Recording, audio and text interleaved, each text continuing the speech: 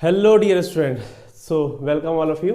आप सभी का मैं स्वागत करता हूँ एग्जाम मार्क के अमेजिंग प्लेटफॉर्म पे। और हम लोग अपना फिजिक्स का एमसीक्यू सीरीज कर रहे हैं गाइस, जिसमें हम लोग कर चुके हैं 20 क्वेश्चन तक, 2 डायमेंशनल मोशन चैप्टर के यानी द्विविमीय गति के क्वेश्चन। आज हम लोग 21 से आगे प्रोसीड करेंगे। ठीक, तो चलिए स्टार्ट करते हैं अपना चैप्टर 2D मोशन का क्वेश्चन नंबर 21। ओके, 21 देखते हैं क्या कह रहा है गाइस। कह रहा है a particle move with a constant angular velocity. कोई पार्टिकल है जो कांस्टेंट एंगुलर वेलोसिटी के साथ एक सर्कल में क्या कर रहा है, मूव कर रहा है। During the motion its energy conserve, momentum is conserve, energy and momentum both are conserve, none of the above is conserve. Okay, एक कण नियत कोणीय वेग से वृत्तीय पथ पर चलता है, इस दौरान उसका क्या संरक्षित होगा। Basically when a particle move in a circular motion, तो उस कंडीशन में उसका मोमेंटम कंजर्व होगा कि उसकी काइनेटिक एनर्जी कंजर्व होगी, ये आपसे पूछ रहा है। ठीक है, ऐसे क्वेश्चन को सॉल्व करने का तरीका क्या है, देखिए मैं आपको समझाता हूँ इसको। मान लीजिए हमारे पास कोई एक सर्कुलर पाथ है, ठीक है, इसमें कोई एक पार्टिकल है जिसका मास m है और ये v वेलोसिटी के साथ मूव कर रहा है। यहाँ पे गया, यहाँ मूव किया, यहाँ गया, यहाँ मूव किया, यहाँ गया, यहाँ मूव किया। ठीक, ये ऐसे मूव कर रहा है। इस कंडीशन में अगर मैं बात करता हूँ काइनेटिक एनर्जी की, तो काइनेटिक एनर्जी क्या होता है बच्चे, half m v square. Okay, half m v square, where v क्या है, वी आपकी होती है स्पीड। तो मान लेते हैं कोई पार्टिकल v की वैल्यू 2 मीटर प्रति सेकंड के साथ मूव कर रहा है। ओके, तो 2 मीटर पर सेकंड यहाँ है, तो यहाँ भी 2 मीटर पर सेकंड। क्यों ऐसा मैं ले रहा हूँ 2 मीटर पर सेकंड, यहाँ मैं वेलोसिटी की वैल्यू 2 मीटर पर सेकंड, उसकी जो मैग्नीट्यूड है हर जगह सेम क्यों ले रहा हूँ, क्योंकि क्वेश्चन में इसने बोल रखा है, क्या बोल दिया है कि नियत कोणीय वेग बोला है। नियत कोणीय वेग का मतलब होता है कांस्टेंट एंगुलर वेलोसिटी। हम लोग पढ़े हैं v इज इक्वल टू होता है आर ओमेगा। किसी सर्कल में जो रेडियस है तो खुद कांस्टेंट होता है, ओमेगा भी कांस्टेंट है, तो बेसिकली हमारा v भी क्या हो जाएगा, कांस्टेंट हो जाएगा। ठीक है, आपका कोणीय चाल भी नियत हो गया, त्रिज्या भी नियत हो गया, तो बचा जो आपका वेलोसिटी यानी यहाँ जो चाल होगा, वेलोसिटी का मैग्नीट्यूड होगा, वो क्या होगा, कांस्टेंट होगा। इसलिए मैं हर जगह 2 मीटर पर सेकंड, 2 मीटर, 2 मीटर, 2 मीटर पर सेकंड ले लिया हूँ, कांस्टेंट ले लिया हूँ। बच्चे अगर मैं बात करता हूँ यहाँ वेलोसिटी की, तो वेलोसिटी दो चीज से मिलकर बना होता है। पहला होता है वेलोसिटी का मैग्नीट्यूड मतलब स्पीड, और प्लस उसका डायरेक्शन, स्पीड प्लस का डायरेक्शन, दो चीज से मिलकर बना होता है।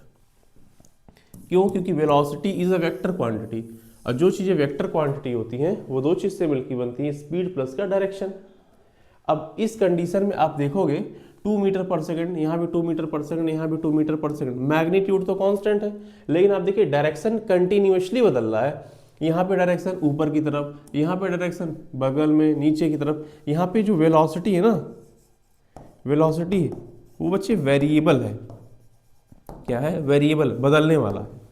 क्यों वेरिएबल है, क्योंकि डायरेक्शन बदल रहा है। क्यों, क्योंकि हमारा डायरेक्शन चेंज हो रहा है, इसलिए वेलोसिटी तो यहाँ पे कांस्टेंट नहीं है। हाँ, लेकिन स्पीड की बात करो, वेलोसिटी के मैग्नीट्यूड की बात करो, तो वो कांस्टेंट है। वो क्या है, कांस्टेंट है। अब आप बताइए, ये नंबर 1/2 ये भी कांस्टेंट नंबर होता है, ये कभी बदलता नहीं है। m मास, किसी भी पार्टिकल का जो मास है वो भी कांस्टेंट होता है, वो भी नहीं बदलता। और इस कंडीशन में यहाँ जो वेलोसिटी है, वेलोसिटी का मैग्नीट्यूड बेसिकली स्पीड, हर जगह वो भी कांस्टेंट है। तो इससे देखा जाए कांस्टेंट कांस्टेंट सब कुछ कांस्टेंट, इसलिए हमारा जो काइनेटिक एनर्जी होगा वो हो जाएगा कांस्टेंट। ये हो जाएगा कांस्टेंट, या नहीं बोल सकते हमारा जो काइनेटिक एनर्जी हो जाएगा वो कंजर्व हो जाएगा। क्या होगा, कंजर्व हो जाएगा। हमारा ऑप्शन हो जाएगा ए इज राइट। तो बाकी क्यों गलत है ये भी बता दो। मोमेंटम कंजर्व क्यों नहीं होगा, ठीक है, इसके बारे में बता दें आपको। Why momentum will not conserve. देखिए इसके लिए मैं आपको बताता हूँ, मोमेंटम का फॉर्मूला क्या होता है। मोमेंटम होता है P is equals to m v. ये क्या है, वेलोसिटी, ये है मोमेंटम। वेलोसिटी बदल रहा है, यहाँ आप देखेंगे डायरेक्शन बदलने के साथ साथ हमारा वेलोसिटी क्या वेरिएबल है, बदलने वाला है। जब वेलोसिटी बदलने वाला है तो मोमेंटम, अगर वेलोसिटी क्या हो रहा है, ये बदल रहा है, तो साथ मोमेंटम भी क्या होगा, बदलेगा। हर क्षण हमारे पार्टिकल का मोमेंटम बदलेगा, क्योंकि मोमेंटम डिपेंड करता है मास इनटू वेलोसिटी पे। मास कांस्टेंट है लेकिन वेलोसिटी नहीं कांस्टेंट है। क्यों? क्योंकि डायरेक्शन वेलोसिटी का बदल रहा है, इसलिए मोमेंटम भी बदलने वाला होगा, इसलिए मोमेंटम कंजर्व नहीं होगा। ये हो जाएगा रॉन्ग। एनर्जी तो कंजर्व है बट मोमेंटम कंजर्व नहीं है, गलत, और ये भी गलत। ठीक है, यानी option number A is right answer. आगे की तरफ चले, आप इसका स्क्रीनशॉट ले सकते हो। ठीक है, अगर कोई प्रॉब्लम हो तो मुझे बताइएगा। ओके, नेक्स्ट क्वेश्चन की तरफ बढ़ते हैं।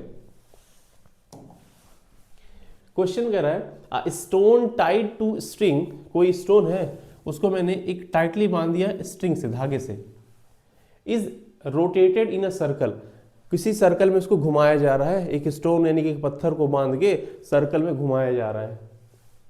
If the string is cut, अच्छा बीच में से मैंने क्या किया, स्ट्रिंग को काट दिया। The stone fly away because, इसका रीजन क्या है, ये देखिए, अगर ये स्टोन है, इसको मैंने रस्सी से बांध के घुमाया, तो जानते हैं यहाँ पे वेलोसिटी बाहर, इस जगह वेलोसिटी बाहर, इस जगह वेलोसिटी बाहर, ऐसे टेंजेंट के लॉन्ग वेलोसिटी चलती रहती है। अब अचानक से हमारी रस्सी काट दी गई। बच्चे बहुत लोग क्या करते हैं कि यहाँ पे वो लोग लिख देंगे centrifugal force act on stone. बात सही है, गलत नहीं है। बहुत लोग, मैक्सिमम बच्चे जब ये क्वेश्चन आया हुआ था तो गलती कर रखे थे। हाँ, आपकी बात सही है कि हमारा जो पत्थर है उस पर अपकेंद्रीय बल यानी सेंट्रीफ्यूगल फोर्स लगता है तो बाहर चला जाता है, लेकिन उससे भी बेस्ट क्या कोई आंसर हो सकता है क्या? देखिए यहाँ पे अविकेंद्रीय बल है, सेंट्रीपिटल फोर्स है, सेंट्रीपिटल फोर्स अंदर की तरफ लाएगा, तो इसको तो बिल्कुल ही काट दीजिए। ठीक है, इसके बारे में विचार कर सकते हैं, अभी और करेंगे विचार। ठीक है, और कह रहा है कि हाँ ऑफ इट्स इनर्सिया, इसके बारे में विचार किया जा सकता है। इनर्सिया समझाता क्या है, अविकेंद्रीय बल की प्रतिक्रिया के कारण, अभिक्रिया बल की अविकेंद्रीय बल की जो प्रतिक्रिया है, रिएक्शन ऑफ सेंट्रीपिटल जो फोर्स होता है वो सेंट्रीफ्यूगल ही होता है। ठीक है, तो ये फालतू की बात है, इसको भी काट दो, दिस इज रॉन्ग। थोड़ा सा इसके बारे में बात कर सकते हैं, हम सेंट्रीफ्यूगल के बारे में और इनर्सिया के बारे में बात करेंगे। इसमें से बच्चे जो बेस्ट होगा ना वो हमारा आंसर होगा। हालांकि सेंट्रीफ्यूगल भी एक रीजन है लेकिन बेस्ट रीजन नहीं है, क्योंकि उससे भी बेस्ट यहाँ इनर्सिया प्रेजेंट है। इनर्सिया क्या होता है? इनर्सिया किसी भी ऑब्जेक्ट का वो प्रॉपर्टी होता है जिससे वो उसके मोशन में होने वाले चेंजेस का अपोज करता है। इसका मतलब कि अगर कोई वो चलना चाहता है तो चलते रहना चाहेगा, अगर कोई रुका हुआ है तो रुका रहना चाहेगा। तो आप पत्थर को बांध के घुमा रहे हो तो वो उसका क्या इनर्सिया होगा, उसकी क्या प्रॉपर्टी होगी, उसकी नेचर हो जाएगी कि वो गोल गोल घूमना ही चाहेगा। अब अचानक आपने क्या कर दिया, रस्सी काट दिया, लेकिन अभी भी इस पत्थर के अंदर क्या इनर्सिया है, इनर्सिया की वजह से वो पत्थर अभी भी घूमना चाह रहा है, इसलिए वो क्या होता है, सडनली निकला और बाहर की तरफ चला जाता है। तो डोरी काटते पत्थर बाहर चलता जाता है। बाहर क्यों चलता जा रहा है? ठीक है, बाहर अगर कहता है कि चला जाता है तो सिंपल सा हम बोल देते हैं चलो सेंट्रीफ्यूगल फोर्स से, लेकिन बाहर की तरफ चलता जाता है। क्यों ऐसा चलता जा रहा है? इसका रीजन क्या है? इसका रीजन है इनर्सिया के कारण। इनर्सिया एक्चुअली इन दोनों में बेस्ट आंसर होगा। इनर्सिया के कारण ये बाहर की तरफ अभी मूव करना चालू रखे। क्यों मूव करना चालू रखेगा? क्योंकि इस पॉइंट पे इसकी वेलोसिटी ऐसे बाहर की तरफ है, तो ये बाहर की तरफ मूव करना अपनी नेचर में रखेगा। थ्योरेटिकल क्वेश्चन था। ओके, आगे बढ़ते हैं। कह रहा है कि two racing car of mass m1 and m2 move in circular path of radii r1 and r2। ठीक है, दो रेसिंग कार, एक का मास m1 है और एक का मास m2 है। एक का मास m1 है और एक का मास m2 है। Okay, move in a circular path of radii r1 and r2। r1 और r2 की रेडियस में घूम रहा है। Each complete one circle in time t। In time t समय में दोनों एक सर्कल कंप्लीट कर देते हैं। The ratio of there angular speed is, इनका एंगुलर स्पीड निकालना है। देखिए, अगर हम बात करते हैं एंगुलर स्पीड क्या होता है, एंगुलर स्पीड, जो एंगुलर स्पीड होता है बेसिकली इसको ओमेगा से लिखते हैं। ये क्या होता है angular speed? Basically angular displacement upon में टाइम। ये होता है एंगुलर डिस्प्लेसमेंट अपॉन में टाइम। फॉर्मूला क्या हो जाएगा, omega is equal to theta upon में टी। अब इस क्वेश्चन को सॉल्व करते हैं। क्वेश्चन जैसा कह रहा है उसके अकॉर्डिंग हम लोग करेंगे। यहाँ पे हमने ले लिया सेप, ये यहाँ पे करेंगे, बन गया लक्ष्मण रेखा, ये बन गया लक्ष्मण रेखा, ये बन गया लक्ष्मण रेखा। ठीक है, मुझे स्लाइड्स थोड़ा चाहिए होता है, मैं बहुत एक्सप्लेन करने में बिलीव करता हूँ, इसलिए मुझे स्पेस चाहिए। तो कह रहा है एक two racing car of mass m1 m2 move in a circular path of radius r1 and r2। Okay, r1 and r2 में वो मूव करते हैं। एक का रेट, ओहो अंडू शेप्स हटाओ पेन। ये एक सर्कल है जिसका रेडियस है r1, इसमें m1 मास का एक कार घूम रहा है। दूसरा रेडियस r2, इसमें m2 मास का एक कार घूम रहा है, m2 मास का एक कार घूम रहा है। अब इन्होंने क्या डाटा दिया है, जैसे बोला मैंने ऐसा फिगर बना लिया। कह रहा है ईच, मतलब दो radius r1 r2 each complete, दोनों कंप्लीट करते वन सर्कल, दोनों एक सर्कल कंप्लीट करते सेम टाइम में, तो उनके एंगुलर स्पीड का रेशियो क्या हो जाएगा। अगर मैं कहता हूं कि यहां से चला और घूम के वापस वहीं पहुंच गया कैपिटल टी टाइम में, ठीक है, तो एंगुलर स्पीड क्या होता है, एंगुलर स्पीड पहले की कंडीशन में, एंगुलर स्पीड 1 की कंडीशन में, इसके कंडीशन में क्या होता है थीटा अपॉन में टी। तो एंगुलर स्पीड W1 ओमेगा 1, इसको क्या हो जाएगा थीटा। जब आप किसी सर्कल में चलते हो ना, कंप्लीट एक सर्कल, तो होता है 360 डिग्री, और उसे रेडियन के फॉर्म में लिखते हैं तो होता है 2 पाई अपॉन में, हमने मान लेते हैं टाइम लिया capital T, equation number 1। Similarly अब सेकंड वाले के लिए लिखेंगे ओमेगा 2, ओमेगा 2 क्या हो जाएगा, ये कार भी एक सर्कल कंप्लीट करेगा तो इसका डिस्प्लेसमेंट कितना हो जाएगा 2 पाई 360 डिग्री। और क्वेश्चन में गिवन है कि दोनों सेम समय में एक सर्कल कंप्लीट करते हैं, तो ये भी टाइम ले लिया कैपिटल टी, इक्वेशन नंबर 1। अब दोनों के एंगुलर स्पीड को एक दूसरे से डिवाइड कर दीजिए, तो दोनों के एंगुलर स्पीड को एक दूसरे से मैं डिवाइड कर देता हूँ। Omega 1 upon omega 2 is equal to, omega 1 क्या है 2 पाई बाई टी, डिवाइड करने पे क्या हो जाएगा, ये चीज़ रेसिप्रोकल हो जाएगा, तो टी अपॉन में 2 पाई, देखिए टी से टी कटा, 2 पाई से 2 पाई कटा, ओमेगा 1 अपॉन में ओमेगा 2, ऊपर बचा 1 और नीचे बचा 1, हेंस इसलिए इसका आंसर हो जाएगा 1:1। ऑप्शन में है 1:1, ये रहा 1:1 इज द राइट आंसर। कैसे हुआ, आप चाहो तो स्क्रीनशॉट ले लो। एनी प्रॉब्लम, जो भी दिक्कत होगा मुझे तुरंत बताइएगा। ओके, आगे बढ़ते। नेक्स्ट क्वेश्चन कह रहा for a particle in a circular motion, कोई पार्टिकल है जो सर्कुलर मोशन कर रहा है, for a particle in a circular motion the centripetal acceleration is, centripetal acceleration is less than its tangential acceleration, equal to its tangential acceleration, more than its tangential acceleration, may be more or may be less tangential acceleration। Basically हमारा tangential acceleration centripetal acceleration के साथ किस तरह relate करता है, इसके बारे में इन्होंने पूछा है। ओके, तो मैं आपको बताना चाहूँगा, अगर कोई सर्कुलर पाथ है, थोड़ा सर्कल अच्छा बनाया जाए, अगर मेरे पास कोई सर्कुलर पाथ है, ये रहा हमारा कोई सर्कुलर पाथ जिसका रेडियस मान लेते r है, तो जब कोई पार्टिकल चलता है बच्चे ना, तो अंदर की तरफ एक लगता है सेंट्रीपिटल एक्सेलरेशन AC, और एक बाहर की तरफ लगता है टेंजेंट के long AT centripetal acceleration. AC तो हमेशा सेम होता है, सेंट्रीपिटल जो एक्सेलरेशन है वो हमेशा सेम होता है। जो AT होता है, AT ये किस बात पे डिपेंड करता है, ये इस बात पे डिपेंड करता है कि आपका जो पार्टिकल चल रहा है उसका स्पीड ज़्यादा हो रहा है कि कम हो रहा है। अगर पार्टिकल का स्पीड क्या होगा, पार्टिकल का अगर स्पीड घट रहा होगा, उस कंडीशन में आपका AT टेंजेंशियल एक्सेलरेशन घटेगा। अगर वहीं पे स्पीड क्या होगा, बढ़ रहा है, इंक्रीजिंग नेचर का है, तो आपका AT बढ़ेगा। तो आपका AT बढ़ भी सकता है और आपका AT घट भी सकता है। और एक बात जान लीजिए, जो AT है और जो AC है एक दूसरे से इंडिपेंडेंट है।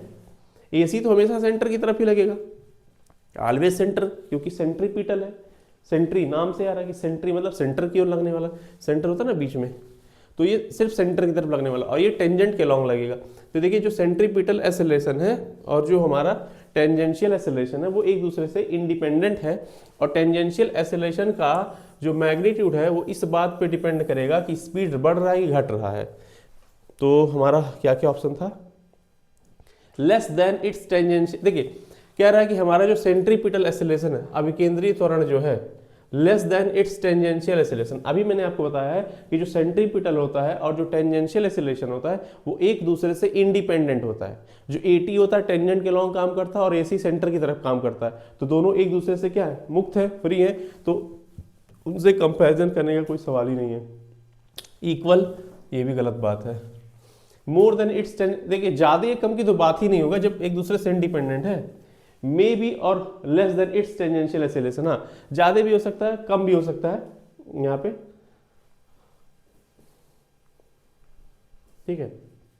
बोला मे बी, हो भी सकता है, मोर और लेस, ज्यादा या कम हो भी सकता है, नहीं भी हो सकता है, ठीक है। मे बी और मे बी मोर और लेस, तो ज़्यादा हो भी सकता है कम भी हो सकता है, ठीक है। यहाँ पे कोई फिक्स वैल्यू नहीं इन्होंने बताया, रीज़न ये है क्योंकि वो एक दूसरे से इंडिपेंडेंट होते हैं। इसका इस पार्ट का आप चाहो तो स्क्रीनशॉट ले लो, काम आएगा आगे चल के, जो क्वेश्चन हम लोग सॉल्व करेंगे वहाँ पे इसका काम आएगा, ठीक है।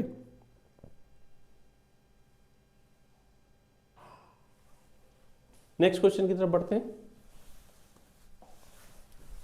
कह रहे a ball is thrown upward, एक बॉल को हम लोग ऊपर की तरफ फेंकते हैं, upward, and return to ground, क्या लिखा है, describing a parabolic path which remain constant. कौन सा इसमें चीज कांस्टेंट होगा। अगर मेरे पास कोई ये धरती है और एक बॉल को ऊपर की तरफ फेंका गया, क्या बोल रहा है, ball is thrown upward return to the ground describing a parabolic path. Means कि जब बॉल को ऊपर फेंका गया ना, ऊपर की तरफ जब बॉल को फेंका गया तो वो नीचे भी आया, लेकिन इन्होंने बोल रखा है कि इनका जो आप पाथ लोगे ना वो कैसे डिस्क्राइब करोगे, वो अच्छे डिस्क्राइब करोगे पैराबोलिक पाथ, यानी कि हमारा प्रोजेक्टाइल है, ये है प्रोजेक्टाइल का केस। और कह रहा है कि गेंद ऊपर फेंकी जाती है और पर्यावलयिक पथ में लौटती है, अच्छा पथ में लौटती है, ठीक है, आए चाहे जाए पाते कि परवलय पथ होना चाहिए, लौटती, कौन सा स्थिर रहेगा, इसमें से क्या ऐसा चीज है जो कांस्टेंट होगा। तो कांस्टेंट क्या होगा, गेंद की काइनेटिक एनर्जी, गेंद की काइनेटिक एनर्जी कांस्टेंट होगा, नहीं भाई, गेंद की काइनेटिक एनर्जी इसलिए नहीं होगा क्योंकि यहाँ पे जो इसकी जो काइनेटिक एनर्जी होती है वो काइनेटिक एनर्जी होता है 12 mv²। इसका वेलोसिटी, ये देखो यहाँ पे जो मैग्नीट्यूड है ना स्पीड का, वो क्या होना चाहिए, कांस्टेंट होना चाहिए। मीन्स यहाँ वेलोसिटी का जो मैग्नीट्यूड है बच्चे वो कांस्टेंट होना चाहिए, लेकिन वो यहाँ कांस्टेंट नहीं हो सकता।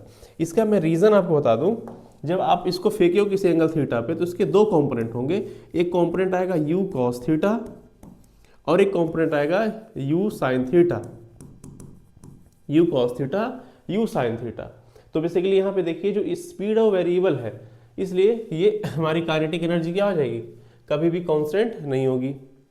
स्पीड ऑफ द बॉल ये भी कांस्टेंट नहीं होगा क्योंकि स्पीड यहाँ पे बदलने वाला, u cos theta u sin theta, आप कौन से स्पीड की बात कर रहे हो, दोनों तो है स्पीड, तो ये भी कांस्टेंट नहीं होगा। Horizontal component of velocity, vertical कम, हाँ यहाँ थोड़ा सा आइडिया वाली बात इन्होंने बोला है, यहाँ कंपोनेंट इन्होंने कर दिया। अब मैं समझाता हूँ कि हॉरिजॉन्टल की वर्टिकल कंपोनेंट, जैसे जो बॉल है धीरे धीरे जब ऊपर बढ़ेगा यहाँ पे आएगा, यहाँ पे आएगा, यहाँ पे आएगा, यहाँ पे आएगा, यहाँ पे आएगा। u cos थीटा ऐसा वेलोसिटी है जो बॉल को आगे की तरफ ले जाता है, u sin थीटा ऐसी वेलोसिटी है या ऐसी स्पीड है जो बॉल को ऊपर की तरफ ले जाती है, ठीक। तो ये बॉल यहाँ से यहाँ गया, ऊपर गया है क्योंकि u sin थीटा ऊपर ले गया, लेकिन यहाँ से आगे भी तो खिसका है, इस पॉइंट से आगे भी तो खिसका है, कौन ले गया इसको, यहाँ पे यहाँ u cos थीटा था, ऊपर क्या था u sin थीटा। और आपने एक बात पढ़ा था कि जब भी कोई पार्टिकल अपने मैक्सिमम हाइट पे होता है तो मैक्सिमम हाइट पे उसकी वेलोसिटी क्या हो जाती है, शून्य होता है, जीरो हो जाती है। तो मैं क्या बताता हूँ, यहाँ पे जो यू साइन थीटा है जो उसको ऊपर की तरफ ले जा रहा था वो जीरो हो जाएगा। लेकिन अभी आगे बढ़ने के लिए यहाँ पे यू कॉस थीटा काम करेगा, यू कॉस थीटा, यहाँ भी यू कॉस थीटा, अब यू साइन थीटा आ जाएगा नीचे, यू साइन थीटा आ जाएगा, फिर इधर यू कॉस थीटा का काम है आगे ले जाओ और यू साइन थीटा का काम है ऊपर नीचे ले जाना। अच्छा, तो एक बात आप देखोगे, एक टाइम ऐसा है हर जगह you cos theta you sine theta साथ थे, यहाँ भी साथ हैं, हर जगह साथ है, लेकिन एक टाइम ऐसा है जहाँ पे यू साइन थीटा की वैल्यू जीरो हो गई, लेकिन फिर भी उस बॉल को आगे की तरफ बढ़ाए रखने के लिए यू कॉस थीटा काम में आ रहा है, काम में आ रहा है, यहाँ पे आ रहा है। यानी जो हॉरिजॉन्टल डायरेक्शन की जो वेलोसिटी है हमेशा कांस्टेंट होती है। जब भी प्रोजेक्टाइल मोशन होता है तो हॉरिजॉन्टल कंपोनेंट ऑफ वेलोसिटी क्या होती है, कांस्टेंट होती है, स्थिर होती है। ठीक है, ऐसे कर लेते हैं। जब मैं आपको पढ़ाऊंगा प्रोजेक्टाइल मोशन तो वहां मैं आपको एक्सप्लेन करूंगा इसके बारे में और अच्छे से। ओके, एक एक चीज एक्सप्लेन किया जाएगा। नेक्स्ट आगे की तरफ हम लोग बढ़े।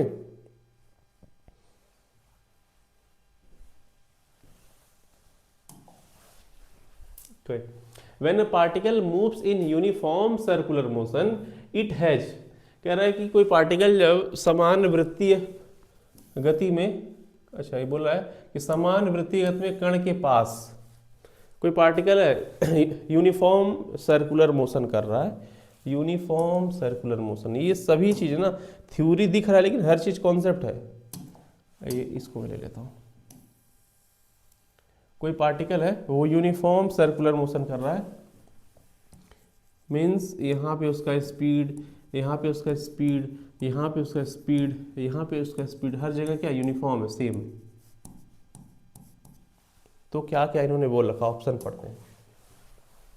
त्रिज्य वेग व त्रिज्य त्वरण, कह रहा है कि radial velocity and radial acceleration, जब कोई यूनिफॉर्म सर्कुलर मोशन करता है तो उसके पास क्या हो जाएगा, radial velocity and radial acceleration.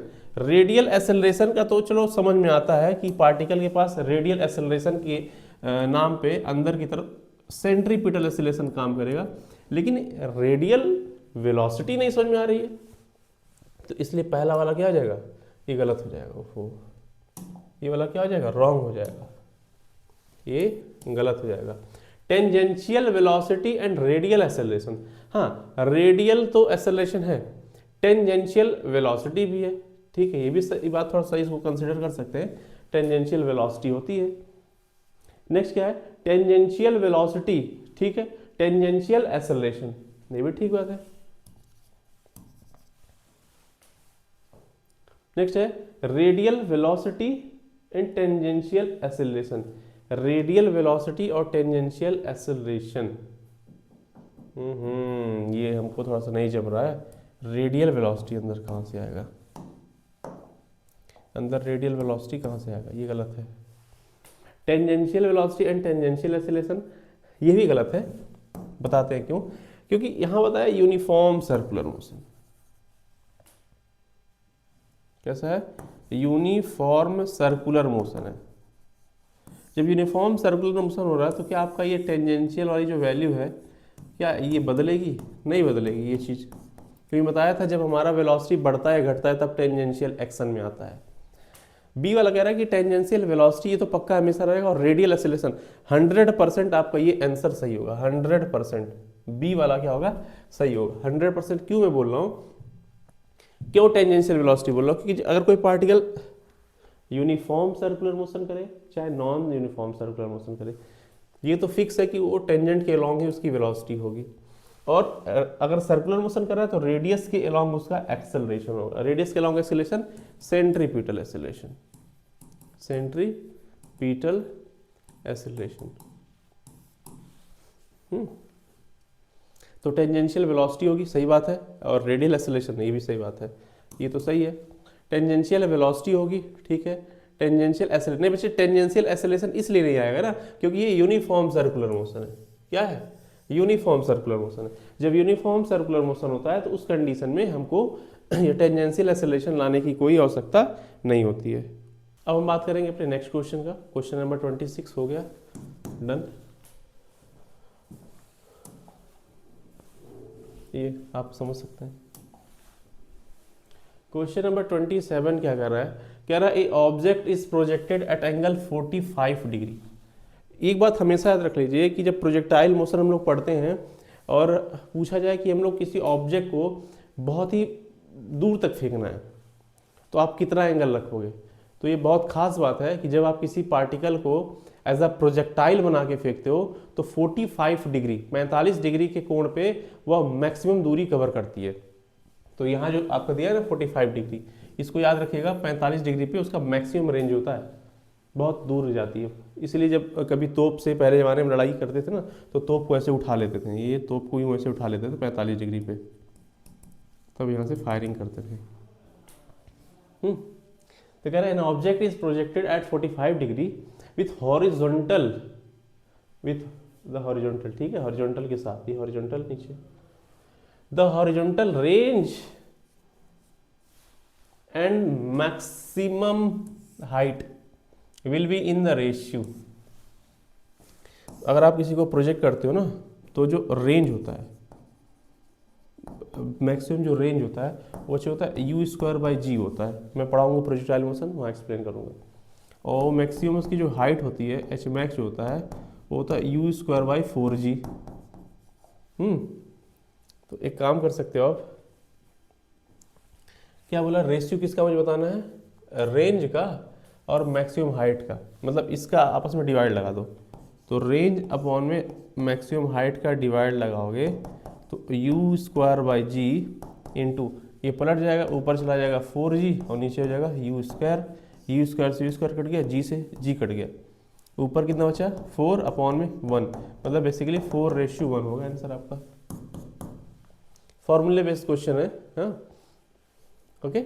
ऐसे जो क्वेश्चन होते हैं वो फॉर्मूला बेस्ड क्वेश्चन आता है, तो सिंपली आप इसको टैकल कर सकते हो कि बहुत बड़ी बात नहीं इसमें, अगर आपका ये तो आगे बढ़ा जाए।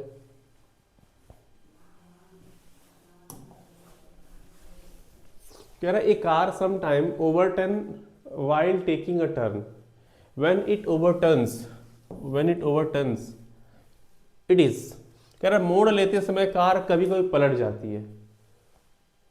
कार क्या हो जा रही है, पलट जा रही है।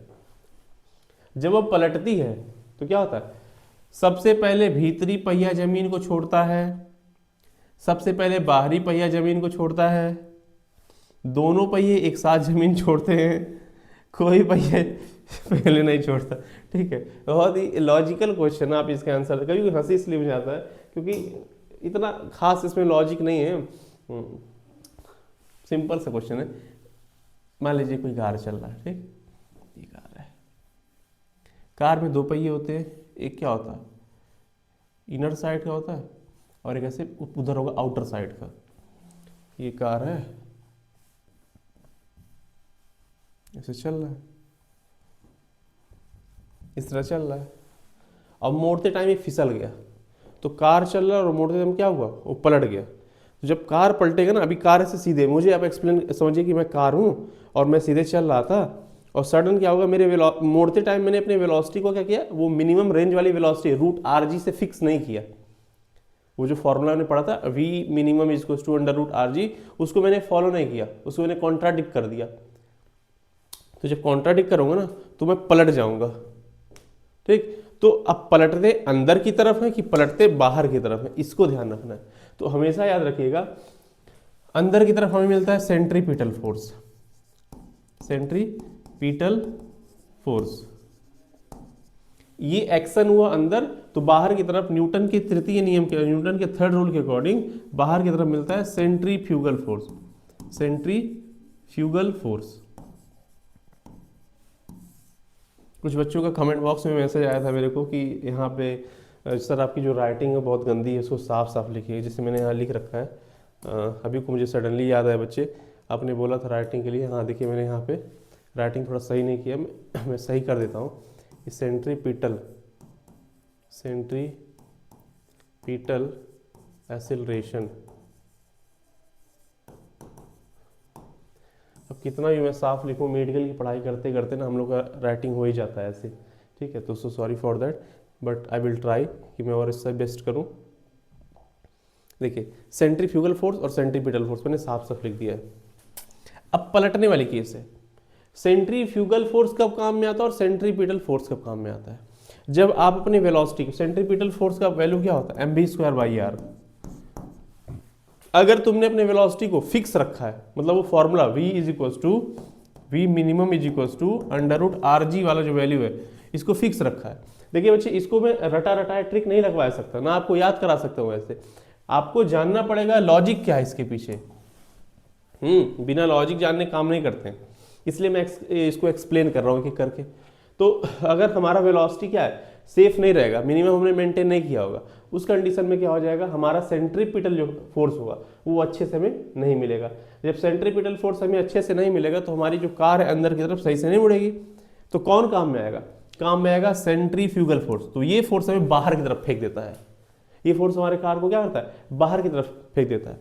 और जब बाहर की तरफ फेंक देगा तो हमारा कार पलट जाएगा और एक्सीडेंट हो जाएगा। अब सोचो जरा, मैं कार हूं, मेरा ये वाला हिस्सा समझना, आगे वाला हिस्सा अंदर वाला व्हील है और ये बाहर वाला व्हील है। कोई मुझे बाहर की तरफ खींच दिया, अब मैंने कार तो अच्छे से मुड़ा नहीं, वेलोसिटी सही से दी नहीं, सेंट्रीपिटल काम किया नहीं, अब काम करेगा सेंट्रीफ्यूगल। जब सेंट्रीफ्यूगल काम करेगा तो मुझे खींचेगा बाहर की तरफ। तो आप देखोगे मेरी जो अंदर वाली जो पहिया होगी वो पहले उठेगी, मतलब सारा भार बाहर वाली पहिया पे आ जाएगा, कार पलट जाएगा। मीन्स मोड़ लेते समय कार कभी कभी पलट जाती है, जब वो पलटती है तो सबसे पहले भीतरी पहिया जमीन को छोड़ता है, मतलब कि the inner wheel will leave the ground first. Concept मैंने समझाया झुक के। The outer wheel will leave ground first, नहीं ये गलत बात है, both will leave ground simultaneously. उड़ाना है कार, उड़ जाएगा, ऐसे नहीं, ऐसा नहीं होता है। कुछ टाइम के लिए पहले आगे वाली पहिया जमीन छोड़ती है। Either will leave the ground first, कोई भी पहिया जमीन को पहले छोड़ सकता है, कोई भी पहले नहीं, फिजिक्स को तोड़ दोगे तुम, गलत है भी। ठीक है, रीजन इसका ये है कि सेंट्रीफ्यूगल काम में आता है और सेंट्रीफ्यूगल, अब कोई मुझे बाहर की तरफ ऐसे खींच रहा है तो सडन क्या होता है, ऑब्वियसली अंदर से जो होगा हम उड़ जाएंगे पहले। नेक्स्ट क्वेश्चन, कह रहा था angular speed of second needle in a mechanical watch is. Angular speed क्या होता है, angular speed, angular speed basically होता है एंगुलर डिस्प्लेसमेंट थीटा अपॉन में लगा हुआ समय टी। कह रहा था angular speed of second needle in a mechanical watch, यांत्रिक घड़ी के सेकंड की सुई का कोणीय वेग क्या होगा। बच्चे जो हम लोग मैकेनिकल घड़ी पहनते हैं उसमें क्या होता है, ऐसे यहाँ पे होता है 12, 1, 2, 3, 4, 5, 6, 7, 8, 9, 10, 11, ऐसे होता है 11, 12। तो उसमें 3 टाइप की सुइयाँ होती हैं, छोटी सुई हावर बताता है, उससे बड़ी सुई हमको क्या बताता है, मिनट बताता है, और उससे बड़ी सुई सेकंड बताता है। तो यहाँ पे कह रहा है कि कौन सी सुई हमको बता रहा है, सेकंड वाली सुई, सेकंड वाली सुई। अब बात करिए सेकंड वाली जो सुई होती है ना, वो अपना एक चक्कर कब कंप्लीट करती है, 1 मिनट में। 1 मिनट में वो कितना घूम जाएगा, वो घूम जाएगी 60 सेकंड। सेकंड वाली सुई 1 मिनट लेगी अपना चक्कर कंप्लीट करने में, और एक मिनट में अपना चक्कर कंप्लीट करने में समय कितना लिया, 1 मिनट, और 1 मिनट बोले तो 60 सेकंड। उसका एंगुलर स्पीड बताना है, थीटा, वो कितना एंगल घूमेगी। तो जब वो घूम रही है ना बच्चे, तो उसने पूरा 360 डिग्री घूम लिया, और जो पाई होता है, पाई बराबर होता है 180 डिग्री। तो हमको बताना है कि 360 में कितना हो जाएगा, तो 2 पाई में हमारा क्या हो जाएगा, 360 डिग्री हो जाएगा। तो बेसिकली अब यहाँ पे हमारा जो सुई है सेकंड वाला, वो घूम चुका है 360 डिग्री, यानी कि 2 पाई घूम लिया। तो आपको लिखना 2 पाई डिवाइड बाय, इस घूमने में कितना समय लिया उसने लिया 1 मिनट का समय, यानी कि 60 सेकंड का समय। तो डिवाइड हो जाएगा 60, 2 एक कम 2, 2 3 60, यानी कि पाई अपॉन में 30 रेडियन पर सेकेंड। पाई अपॉन में 30 है ऑप्शन में, ये रहा ऑप्शन में। ये घड़ी की सुइयों वाला क्वेश्चन जो है ना एग्जाम में देते रहते हैं, तो इसलिए थोड़ा सा कंसेप्ट याद रखना कि जो पहली जो सेकंड वाली है 60 मिनट लेता है। ये सब हमेशा याद होना चाहिए। आगे बढ़े, okay. When a body moves with a constant speed along a circle, ठीक है, कोई बॉडी सर्कल में घूम रहा है, मैं सर्कल बना ही लेता हूँ। क्या होता है, स्मार्ट बोर्ड है तो क्यों नहीं इसका फ़ायदा लिया जाए। ये होगा, ये मेरे पास सर्कल है, ये ऐसे,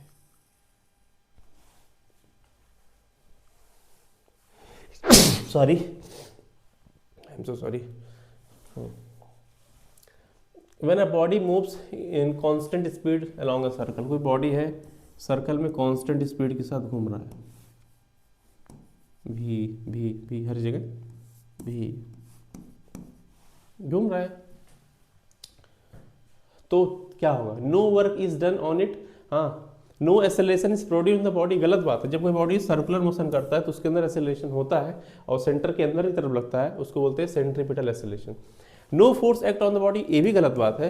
क्यों गलत है, क्योंकि जब भी कोई बॉडी सर्कुलर मोशन करेगा तो अंदर की तरफ सेंट्रीपिटल एसेलेशन लगेगा, उसके करस्पॉन्ड सेंट्रीपिटल फोर्स आता है, इसका वेग अचर रहता है, इट्स वेलोसिटी रिमेन कांस्टेंट। नहीं बच्चे, वेलोसिटी कांस्टेंट नहीं रहता, अगर स्पीड रहता तो स्पीड कांस्टेंट होता है। वेलोसिटी दो बात पे डिपेंड करता है, पहला उसका डायरेक्शन और दूसरा उसका मैग्नीट्यूड।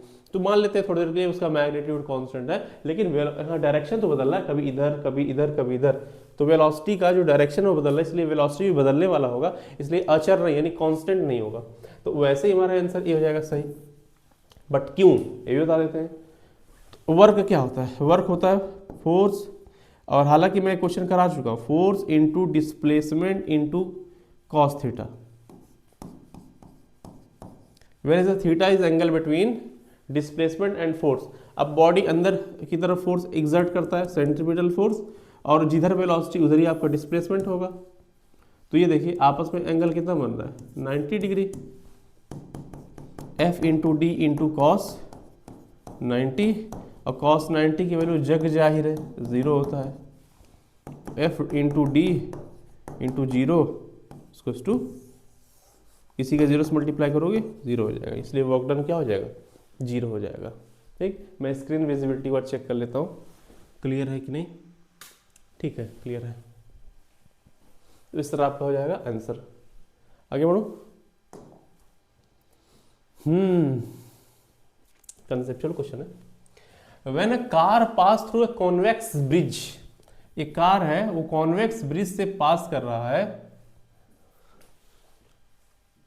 ये force on it which is equal to, एक कार उत्तलाकार पुल से गुजरते समय उस पर जो बल लगती है वो क्या होगा। थोड़ा सा कॉन्सेप्चुअल है, वैसे मैं इसमें बता सकता हूँ ऐसे ही, मुझे लर्न है, लेकिन मेरे लर्न होने से क्या होगा, आपको आना चाहिए। कॉन्वेक्स ब्रिज है, ब्रिज ऐसे, ये कॉन्वेक्स आपने पढ़ा होगा लेंस के बारे में, ये ऐसे होता है कॉन्वेक्स लेंस, और इस तरह होता है कॉनकेव। तो आप देखेंगे जो हमारा ये जो ब्रिज है ना, ये कॉन्वेक्स नहीं है, इस तरह देखो ऐसे उठ गया है, तो ये दिखा रहा है कॉन्वेक्स है, कॉन्वेक्स ब्रिज है। तो मैं इसको मिटा देता हूँ।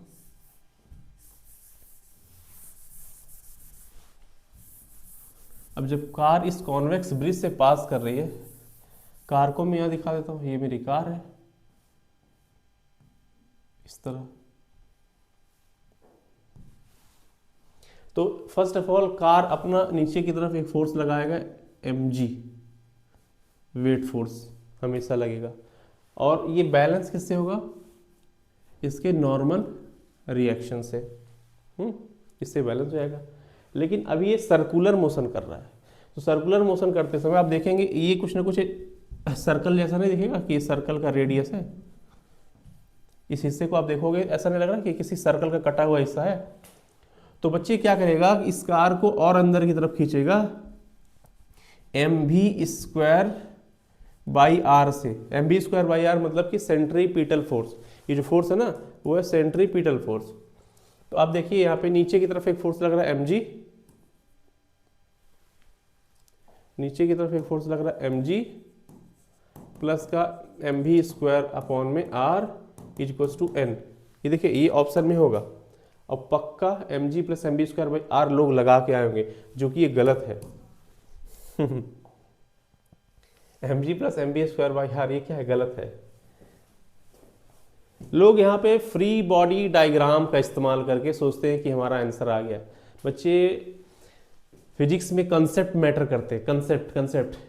आप फ्री बॉडी डायग्राम अच्छा बना लियो, लेकिन इसका मतलब ये नहीं कि आपके जो कंसेप्ट होंगे वो भी अच्छे होंगे, ठीक है। इसलिए ये जो आपने कर रखा ना, ये कृत्य आपका है गलत।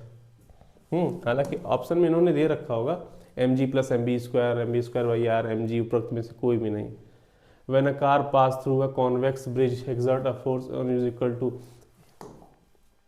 ये गलत है। गलत इसलिए है, अब इसको मैं सही कराता हूँ, क्योंकि मैं जानता हूँ मैक्सिमम बच्चे फ्री बॉडी डायग्राम वाला ही सिनेरियो माइंड में याद रखते हैं, कंसेप्ट तो भूल ही जाते हैं।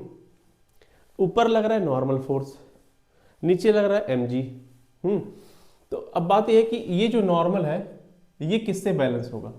क्या इन दोनों के सम से बैलेंस होगा? नहीं, आप देखोगे पहले इस mg और नॉर्मल में से कौन सा फोर्स बड़ा है, नॉर्मल वाला बड़ा है कि mg वाला बड़ा है?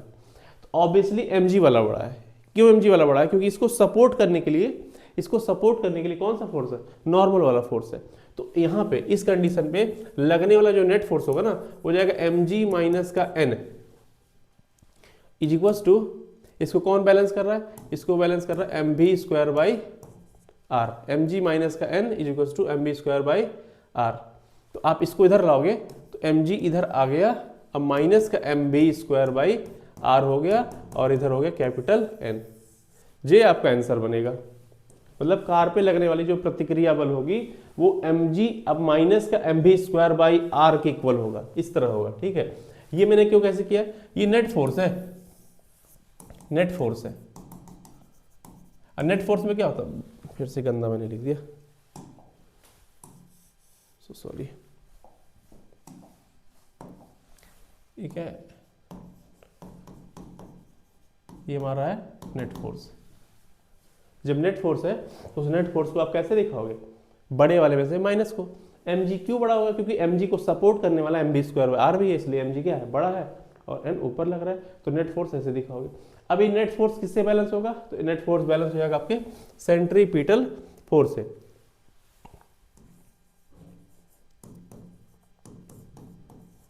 सेंट्रीपिटल फोर्स से बैलेंस होगा। ओके, इस तरह। तो ऑप्शन में mg माइनस या फिर mg माइनस mv स्क्वायर है क्या? ना, mg प्लस दे रखा है, इसलिए सब गलत है, ये भी गलत, सब गलत, सब गलत, उपरोक्त में से कोई नहीं।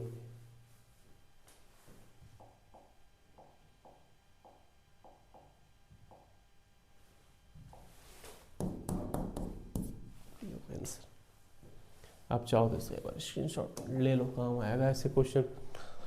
अगर कोई बच्चा IIT का भी प्रिपरेशन करेगा ना तो निकल जाएगा। क्यों? क्योंकि बहुत ही बेसिक जो कॉन्सेप्ट होते हैं लोगों के मिस होते हैं, फिर भी मैं उनको अच्छे से करा दे रहा हूँ। A sphere of mass m is tied to end of a string of length L rotated through other end along a horizontal circular path with speed v. The work done in horizontal, ये मैं question कितनी बार कराऊँ ये चीज़, ये कोई circular motion करेगा तो उसके द्वारा किया गया कुल कार्य शून्य होता है। सब फालतू की बातें हैं, ठीक है। देखना क्या होगा, सर्कुलर मोशन होगा तो हमारा जो सेंट्रीपिटल फोर्स होगा ना वो कोई भी कार्य नहीं करता। क्यों? क्योंकि फोर्स एंड डिस्प्लेसमेंट के बीच में जो एंगल बनता है वो 90 डिग्री होती है। लंबवत होने की वजह से इनमें आपस में 90 डिग्री बन जाता है। Next question, the ratio of angular speed of minute hand and hour hand.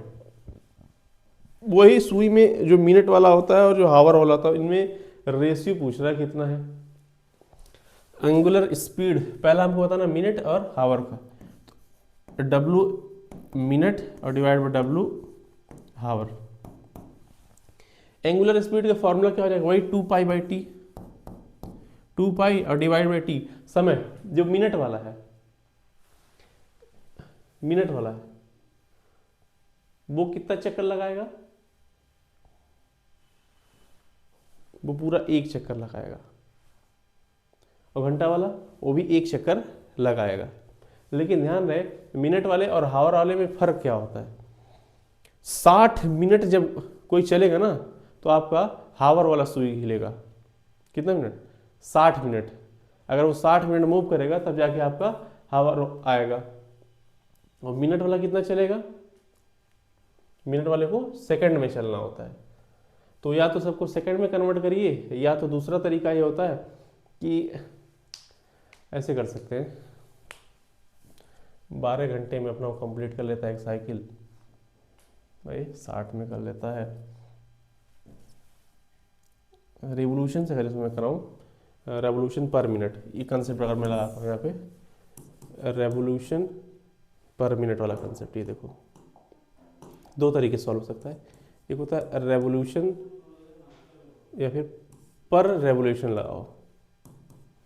तो मिनट हैंड जो होता है और हावर हैंड, मिनट हैंड अपना एक जो रेवोल्यूशन कब कंप्लीट करता है? जब वो 60 मिनट यानी कि 1 घंटा चक्कर लगाता है। 1 घंटे में अपना पूरा चक्कर कंप्लीट करता है। जो मिनट वाला होता है बच्चे, जो मिनट वाला होता है वो 1 घंटा में, 1 हावर में अपना एक पूरा चक्कर कंप्लीट करता है। और वहीं पे जो हावर वाला हैंड होता है वो 12 घंटा चलता है तो अपना चक्कर कंप्लीट करता है। कितना घंटा? तो 12 हावर, ठीक है, चलेगा। कौन? हावर वाला। तो अपना वो एक रेवोल्यूशन कंप्लीट करेगा। तो इसका सिंपल सा आप लगा दो, इसको हटा दो, ठीक है। आसान तरीका मैं बताता हूँ, ये लंबा वाला नहीं करेंगे। तो मिनट वाला कितना चलेगा? एक रेवोल्यूशन मतलब पूरा एक चक्कर, एक रेवोल्यूशन चलेगा कितने में? 1 हावर में, मतलब 1 घंटे में। अब वहीं पे आप बात करते हो हावर वाले सुई की, जो घंटा वाला सुई होता है वो कितना? तो वो अपना एक रेवोल्यूशन कंप्लीट कितने में करेगा? कंप्लीट करेगा 12 हावर में, 12 घंटे में करेगा। तो W hour is equals to, लिखो 1, ऐसे हो जाएगा,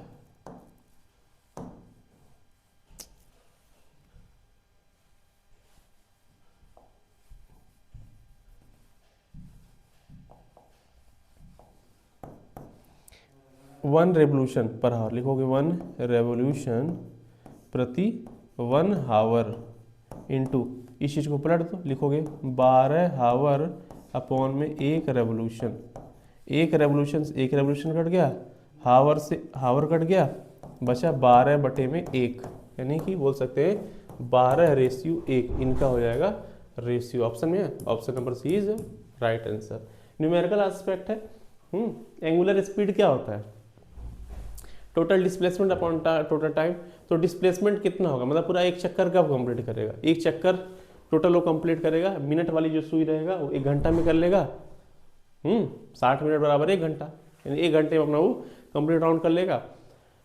और जो हमारा हावर वाला होता है ना, धीरे धीरे धीरे करके 12 घंटा लेता है पूरा, 12 घंटे में जाके अपना वो एक चक्कर कंप्लीट करता है। ठीक है, तो इस तरह हम लोग अपना नेक्स्ट क्वेश्चन कर लेंगे। आगे आने वाले चैप्टर हम लोग करें, सॉरी चैप्टर नहीं, नेक्स्ट क्वेश्चन करें हम लोग। नेक्स्ट क्वेश्चन की तरफ बढ़ते हैं।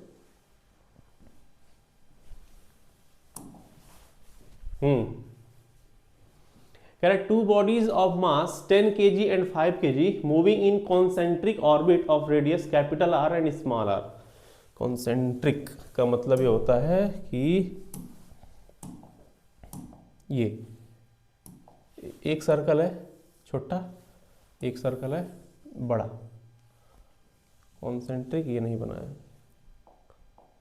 कॉन्सेंट्रिक की खासियत है कि अगर यहाँ सेंटर है ना, देखते हैं किस तरह कॉन्सेंट्रिक बनेगा। आ ही नहीं रहा कॉन्सेंट्रिक।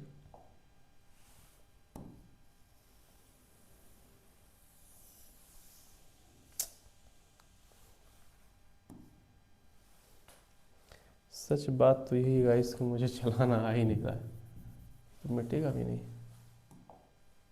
तब क्या करें? तब मेरे पास एक रास्ता है, एक रास्ता ये है, पहले मैं बनाऊंगा छोटा सर्कल, फिर वहीं से बनाऊंगा एक बड़ा सर्कल। ऐसा क्या है जो हो नहीं सकता संभव इस दुनिया में? ठीक है, खासियत क्या है कि जो दोनों सर्कल हैं, इसका जो रेडियस होगा वो इधर है और दूसरे वाले का भी रेडियस इधर ही, सॉरी दोनों का सेंटर क्या होता है? सेम होता है। जब कोई दो सर्कल जिनके सेंटर आपस में सेम होते हैं तो उनको बोला जाता है कॉन्सेंट्रिक। कॉन्सेंट्रिक। अब क्या क्या बोल रहा है, क्वेश्चन पढ़ते हैं।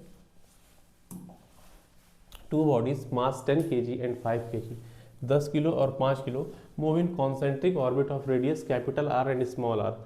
एक में उसका कैपिटल आर ले लो रेडियस, एक ले लो ये, चलो इसको मैं ले लेता हूँ कैपिटल आर, इसको मैं ले लेता हूँ स्मॉल आर। रेडियस है और उसमें एक बॉडी इधर घूम रहा है और एक बॉडी इधर घूम रहा है, ये यूं और ये यूं। तो पहले वाले का मास कितना दिया है, पहले वाले का मास m1 बराबर क्वेश्चन में दे रखा है 10 किलो एंड 5 किलो, इधर हो जाएगा 10 kg। m2 बराबर दे रखा है 5 kg। इसके करस्पॉन्ड जो रेडियस है, m1 की करस्पॉन्ड जो रेडियस है वो मैं कैपिटल आर बोल रहा हूँ और इसके करस्पॉन्ड रेडियस स्मॉल आर बोल रहा हूँ। Okay, capital R is such that their period are the same, their period are same, मतलब दोनों टाइम सेम ले रहे चक्कर लगाने में। Then the ratio of their centripetal acceleration is, centripetal acceleration क्या होता है, ए सी इज इक्वल होता है वी स्क्वायर बाई आर, ये होता है। तो ये आप ऐसे लिख सकते हो, वी इज इक्वल टू जाएगा आर ओमेगा, इसको यहाँ पुट करो, A C is equal to V की जगह लिखो, हो जाएगा R square omega square upon में आर, एक आर से एक आर कट गया।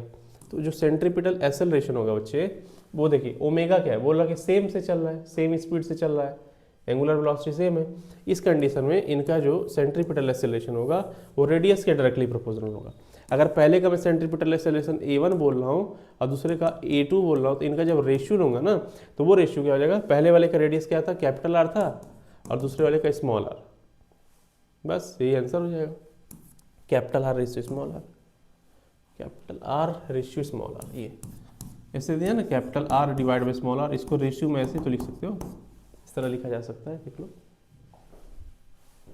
क्यों ओमेगा मैंने सेम बोला है, क्योंकि सेम, ये ओमेगा सेम क्यों है, क्योंकि सेम टाइम में वो चक्कर अपना कंप्लीट कर रहे हैं दोनों, इसलिए ओमेगा यहाँ पे सेम होगा। और दोनों का आप रेशियो ले लेना, बहुत ही आसानी से आंसर आ जाएगा। अगर ये क्वेश्चन हो गया हो तो आगे की तरफ चढ़ा जाए हम लोग,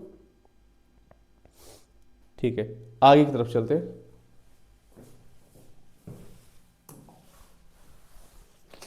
कह रहा है at what point of projectile motion acceleration and velocity perpendicular to each other. At what point projectile motion acceleration and velocity are perpendicular to each other. प्रक्षेप गति के किस बिंदु पर त्वरण और वेग परस्पर लंबवत होते हैं।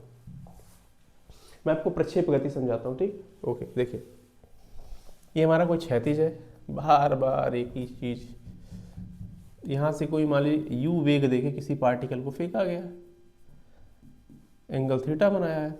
अब इसके दो कंपोनेंट होंगे, एक कंपोनेंट ऐसे एक्स के लॉन्ग आएगा, क्या आएगा, यू कॉस थीटा, एंगल की तरफ कॉस होता है, और एक परपेंडिकुलर क्या आएगा, तो यू साइन थीटा। मतलब एक्सेलरेशन और ये हमारा वेलोसिटी कहाँ परपेंडिकुलर, ये बताना है।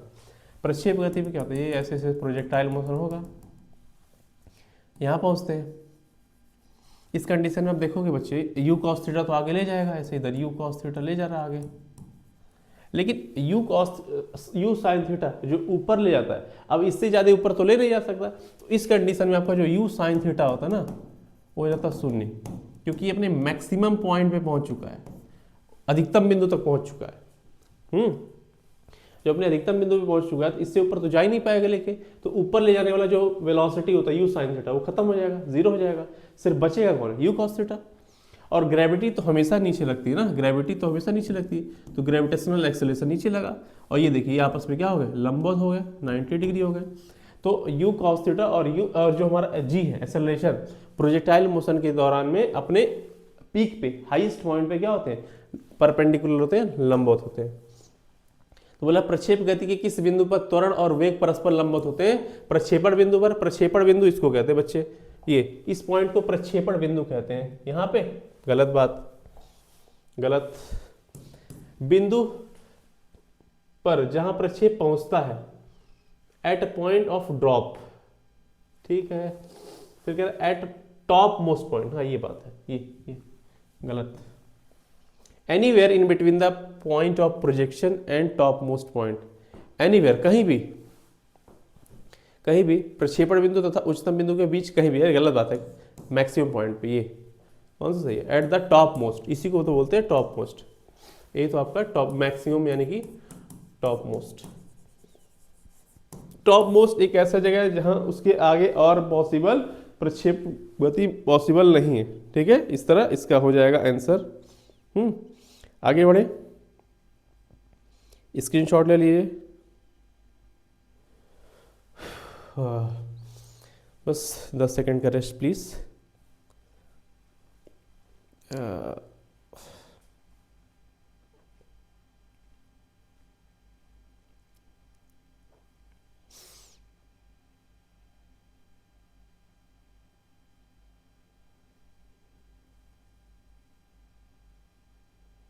Yes, I am done with my 10 second, rest ले लिए।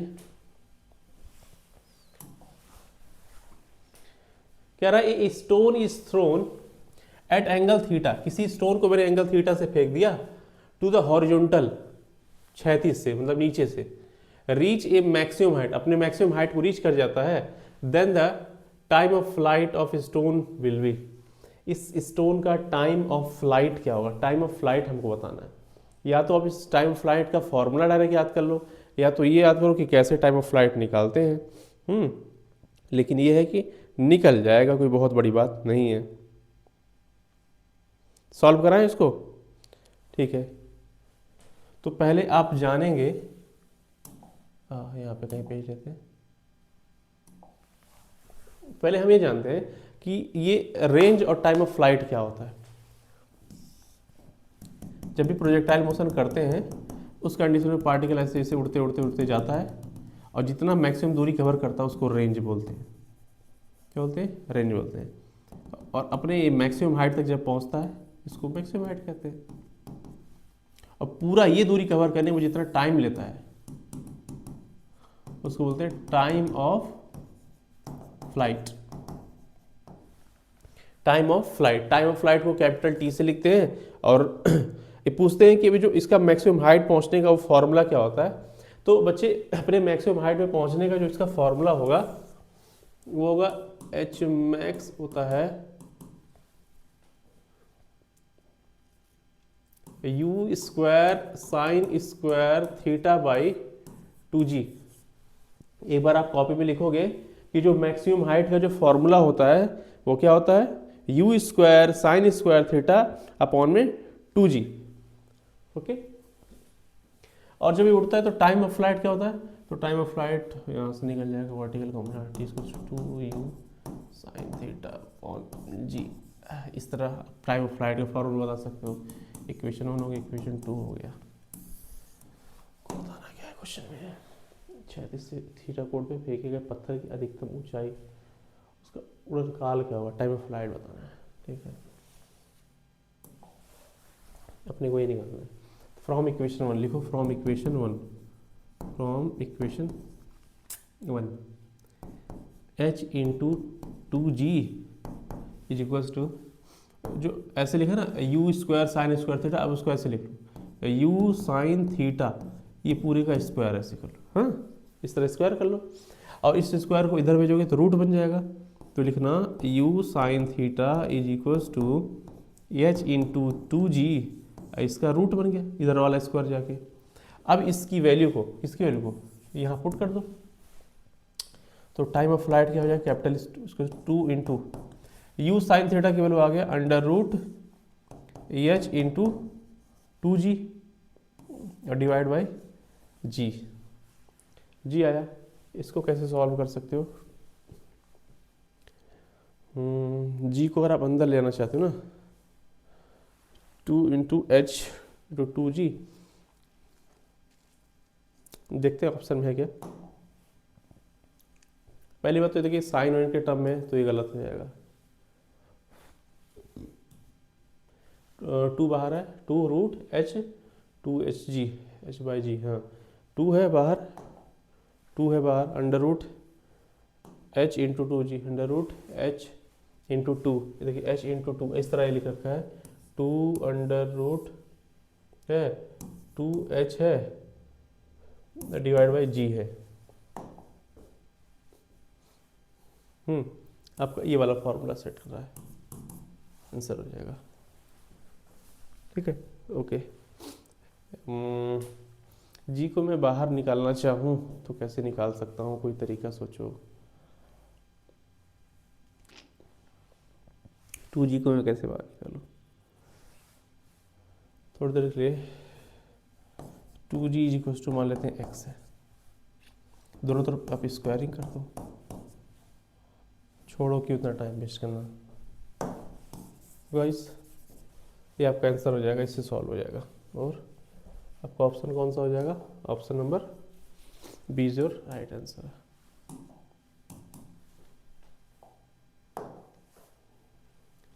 The magnitude of the centripetal force acting of body mass M executing uniform circular motion.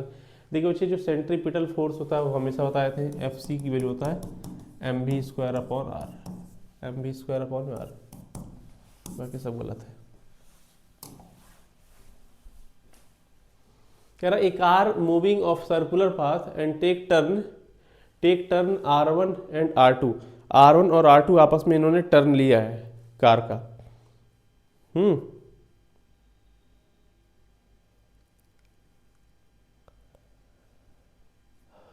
R1 and R2 with the reaction of inner and outer wheel.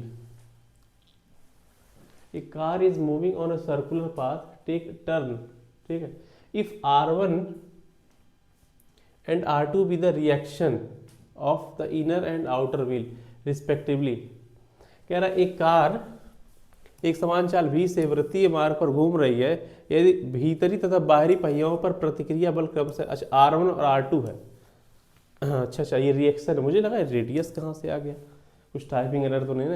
ये देखिए normal जो reaction होता है ना, normal जो reaction होता है उसको कैपिटल N से भी लिखते हैं और R से भी लिखा जा सकता है। तो एक हम लोग क्वेश्चन किए थे जिसमें कार पलट रही थी, तो आप उस क्वेश्चन को याद करिए जरा, जिसमें कार पलट रही थी वो वाले क्वेश्चन को याद करें। उसमें आप देख रहे थे कि जो बाहर वाली जो पहिया थी उसके अंदर जो कार में बोला था ना ऐसे झुकेगी, तो उस कंडीशन में क्या हो जाएगा, उसके जो बाहर वाला पहिया उस पर भार ज़्यादा होगा और आगे वाला उठ जाएगा। तो बाहर वाला R2 है, उसे भार ज़्यादा है, उठ गया। ओहो,